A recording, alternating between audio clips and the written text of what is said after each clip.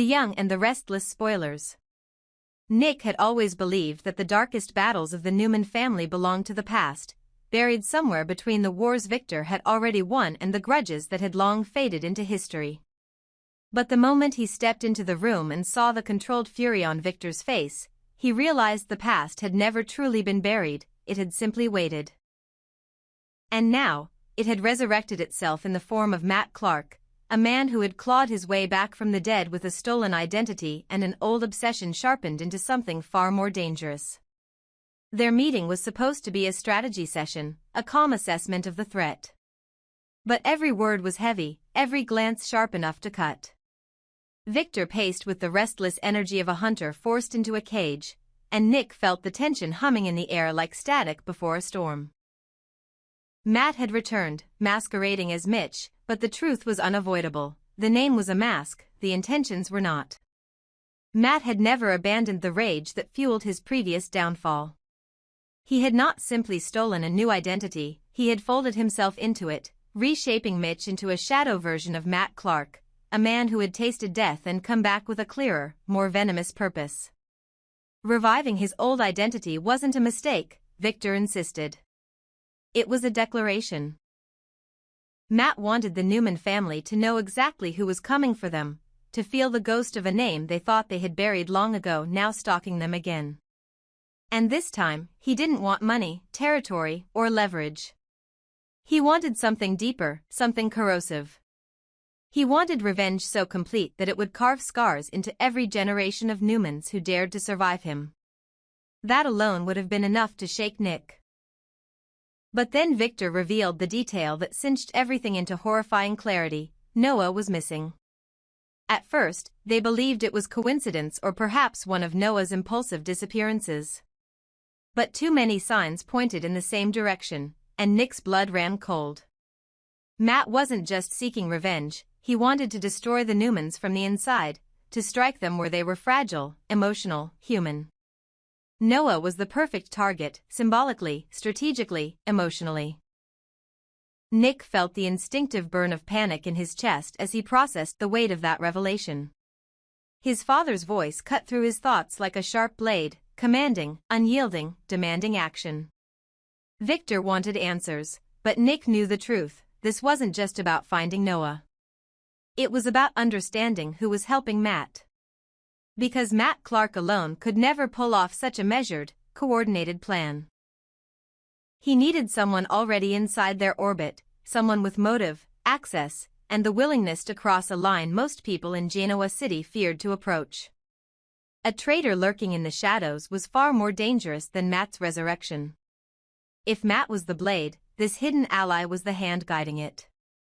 As Nick left the meeting, urgency clung to him like a second skin.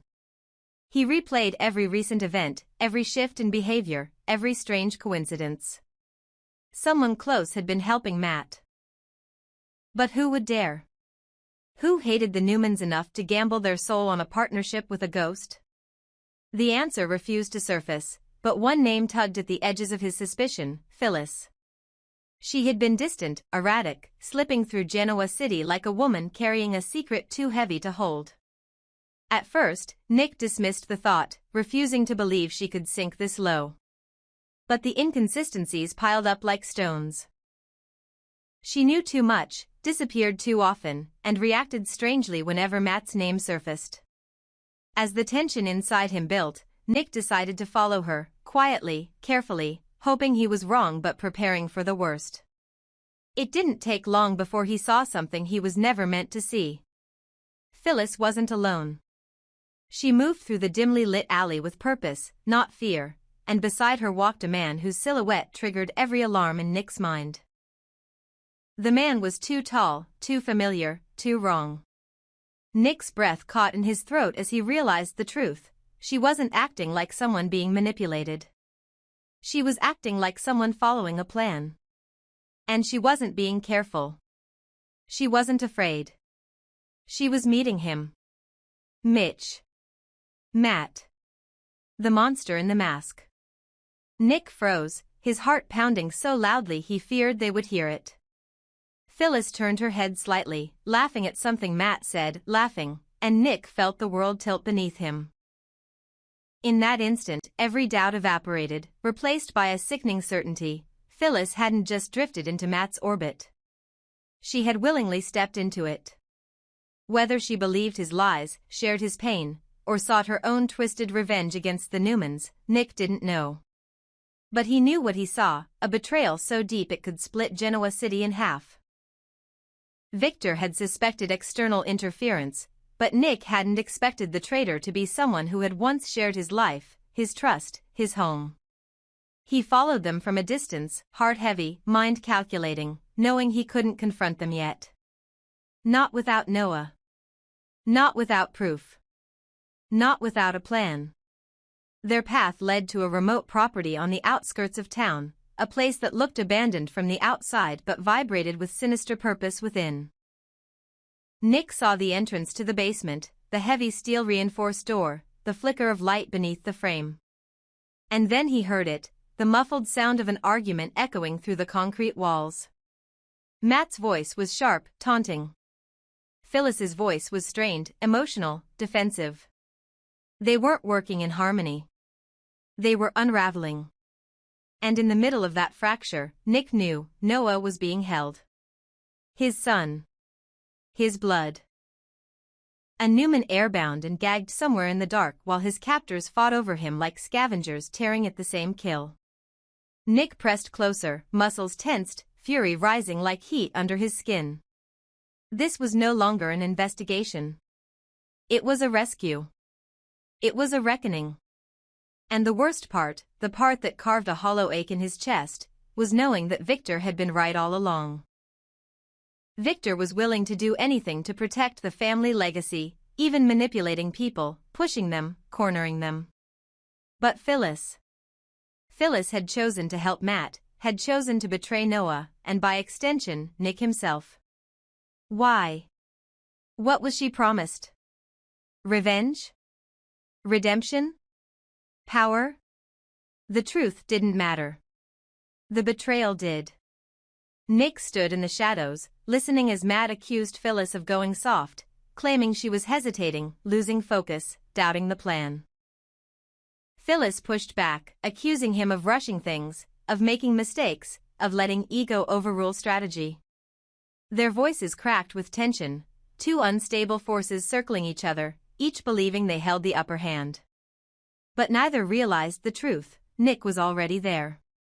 Watching. Waiting. Ready to tear their entire partnership apart. And somewhere beneath them, Noah waited too. Fearful, alone, but alive. For now. Nick's pulse thundered as he stepped forward, resolve tightening every muscle. This was no longer strategy. This was no longer speculation. This was personal.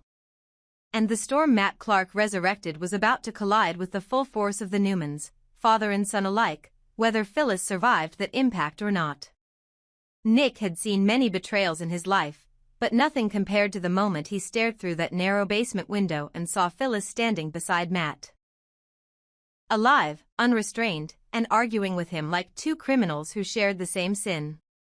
For a second, Nick's mind refused to process what his eyes were telling him. Phyllis Summers, once his partner, once someone he trusted more than most people in Genoa City, was now standing in the same room where his son was being held hostage. It wasn't fear in her posture. It wasn't regret. It was defiance. It was control. It was participation. And as Nick's lungs tightened, one question echoed louder than the pounding of his own heartbeat: what does Phyllis want? Has she really chosen to become the enemy of the Newman family? Nick watched her closely through the sliver of glass, searching for signs of hesitation, guilt, or even panic. But none of that was there. She wasn't being manipulated, she was actively engaged. She pointed at Matt, raised her voice, paced like someone fiercely protecting an agenda, not a victim trapped in a deadly alliance. Whatever reasons she had built inside her mind, Phyllis had crossed a line so sharp and so final that not even she could step back from it. And in that instant, Nick realized something cold and devastating. Phyllis hadn't been dragged into darkness, she had chosen it. Whether it was revenge against Victor, anger at being underestimated by the Newmans, or frustration at years of humiliation catching up to her, she had decided to side with a resurrected predator. She had made herself an enemy. Nick's instinct, a burning force that squeezed his chest, screamed at him to break in, to kick the door off its hinges and pull Noah out of that dungeon.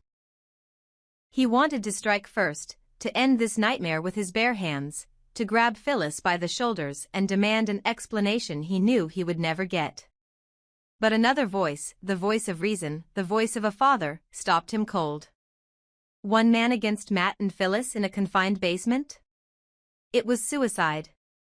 Even worse, it would put Noah in more danger. Nick forced himself to breathe, to steady the anger that threatened to blind him. Charging in now would give Matt exactly what he wanted. Chaos, panic, and the chance to retaliate. So Nick did the unthinkable. He stepped back from the window, swallowed the fury boiling inside him, and chose to retreat. Retreat wasn't weakness, it was strategy. He knew what he needed to do, and he knew there was no time to hesitate. He moved quickly through the trees, pulling his phone from his pocket with shaking hands.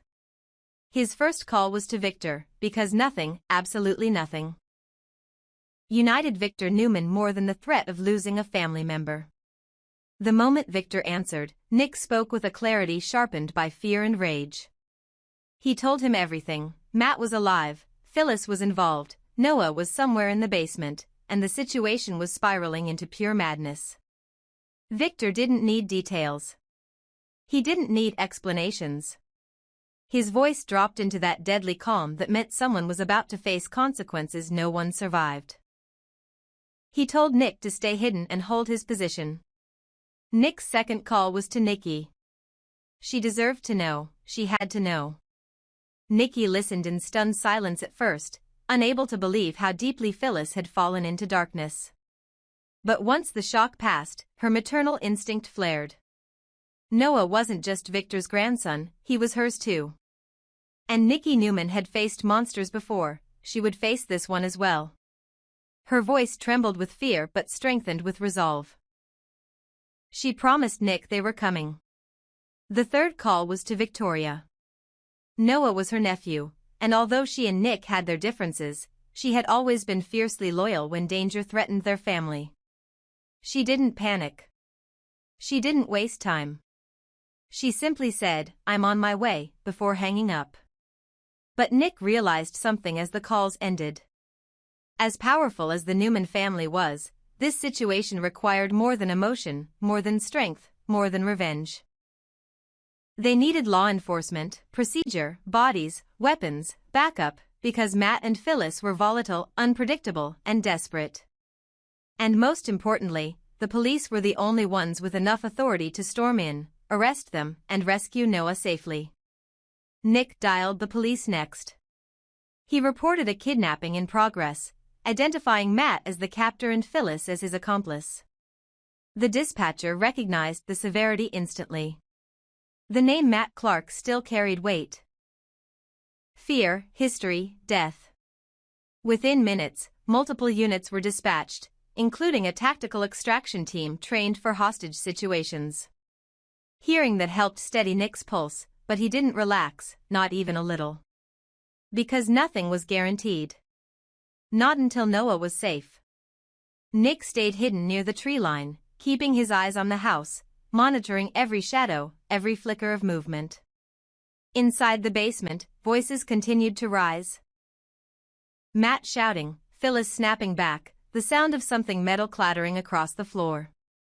It was clear their partnership was crumbling. That was dangerous.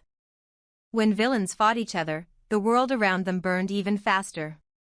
Soon, Victor's car pulled up silently on the far side of the property, headlights off. He moved like a soldier, calculated and prepared, standing beside Nick without saying a word at first. But Nick saw the fire in Victor's eyes. Rage mixed with a terrifying, icy focus.